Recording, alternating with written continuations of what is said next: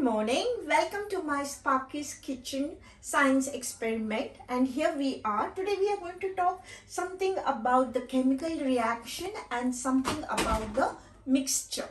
Now first of all, let's talk something about the solution. Here I've got a glass of water. This water is called a pure solvent. It is known as solvent. And I've got a little bit of salt here, and when I add salt to this water, okay, you can add as much salt as possible. Here you go, I've added a little bit of salt and I'm going to mix it. Okay, and when I mix it, this solution, water and the salt, this solution, it is called as solution. Why? Because I'm mixing, and this is a mixture. Why it's a mixture? Because I'm mixing salt and water, where water is a solvent, salt is a solute.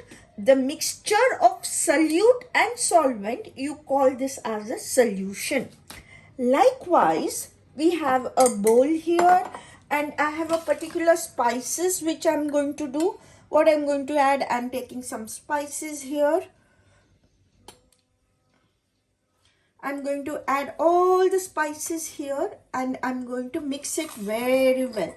Okay. So this type of things, what we do every day, is called as mixture. See, this is called as a mixture and this is called as a solution.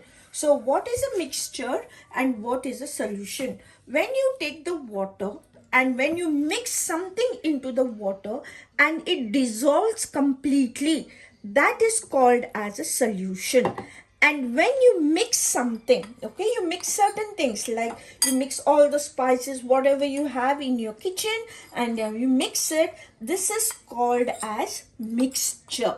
Now let's do something, a new thing about it. Now what we can do, another one we have here is a chemical. Here I have got a pan with some batter in it. In this batter, what has happened, there is no, you can call it a sort of mixture, but it is a change of physical state. What do you mean by change of physical state? Yesterday I have explained to you guys when when a certain thing changes its form. For example, now in this batter I have some semolina, some yogurt and some water. Semolina being in a solid state, in a granular state, now it has changed its shape by becoming what? By becoming semi-solid. So it has changed its shape from solid to semi-solid state, and this sort of change, you call this as a change in physical state. So as we have seen one of these, now let's see